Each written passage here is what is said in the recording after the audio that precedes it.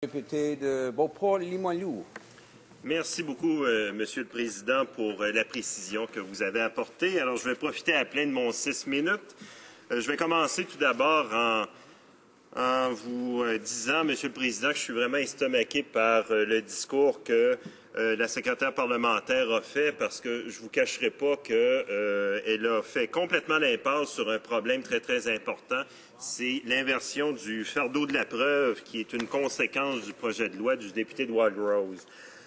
Écoutez, je ne sais pas du tout. Évidemment, je ne présumerai pas de ce que les tribunaux en feront, mais ça risque d'apporter énormément de problèmes, puis potentiellement peut-être d'invalider en tout ou en partie les articles, les modifications que le député de Wildrose aura fait. Évidemment, je ne reviendrai pas sur l'aspect. Je vais simplement signaler, comme ma collègue de Gatineau, que le projet de loi actuel, tel qu'il est présenté, est malheureusement non seulement redondant, mais en plus de ça, est largement perfectible.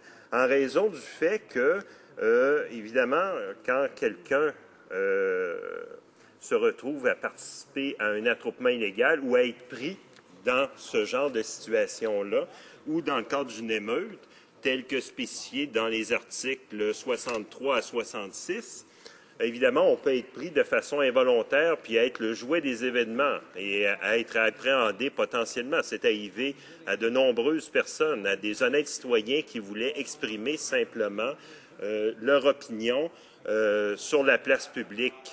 Pouvoir offrir comme ça, s'offrir la possibilité de participer à notre société, à l'exercice démocratique. C'est quelque chose qui est fondamental et important. Et je vais vous amener un exemple très, très célèbre dans le contexte québécois d'une personne, d'un professeur de philosophie qui s'est déguisé et qui va continuer sans doute, si jamais il y a d'autres événements, à se déguiser sous l'allure d'un panda géant, l'anarcho-panda. Le but principal de ce professeur de philosophie, c'était de désamorcer justement des situations problématiques et potentiellement violentes en donnant des câlins à la ronde, en câlinant autant des participants à des manifestations que des policiers. Plusieurs policiers, d'ailleurs, ont accepté d'être câlinés afin de désamorcer les crises potentielles qu'il pouvait y avoir. C'était quelque chose de très, très important. Mais, Monsieur le Président, en inversant ce fardeau de la preuve, en exigeant de l'anarcho-panda comme de n'importe quel manifestant légitime qui se retrouverait à être masqué, à devoir fournir une excuse légitime parce qu'il était présent, malheureusement, dans une situation qui a dégénéré à l'émeute. Écoutez, à la limite, l'anarcho-panda pourrait être condamné à des peines allant jusqu'à 10 ans de prison parce qu'il est malheureusement pris dans ces circonstances-là.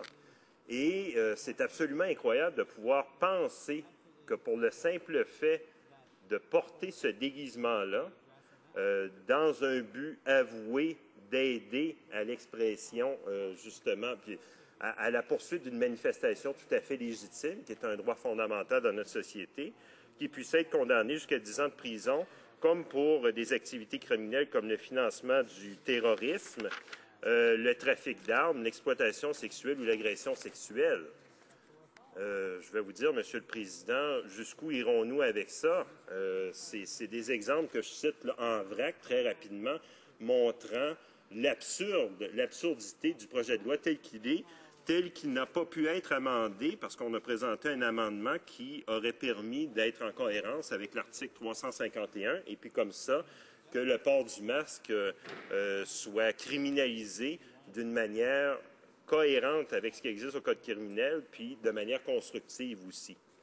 Et nous ne sommes pas seuls, évidemment, les partis d'opposition ainsi que certains groupes dans la société à s'opposer à ça pour des bonnes raisons. Vous savez, le barreau canadien a carrément dit que la dissimulation de son identité peut se faire pour diverses raisons légitimes. Merci beaucoup, Monsieur le Président.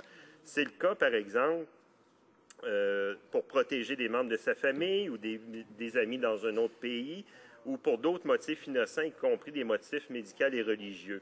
Le barreau du Québec a été dans le même sens aussi et évoquait le fait que les personnes pouvaient avoir une très bonne raison de vouloir dissimuler leur identité ou de porter un masque justement pour exprimer quelque chose. Et là, maintenant, Monsieur le Président, en rapport avec les articles fondamentaux, nos droits fondamentaux d'expression, qu'est-ce que ce projet de loi, une fois qu'il va être adopté, si jamais il est adopté, va occasionner comme problème, il risque d'être invalidé. Ça va être un article de plus, une modification de plus au Code criminel qui risque d'être invalidé par nos tribunaux parce qu'il touche à nos libertés fondamentales et rate son objectif initial de vouloir contrer des actes criminels dans des attroupements illégaux. Alors, Monsieur le Président, j'en appelle à l'ensemble de cette Chambre de battre ce projet de loi afin d'éviter un dérapage de plus qui va malheureusement être une conséquence inacceptable pour des milliers d'innocents dans notre société. Merci beaucoup.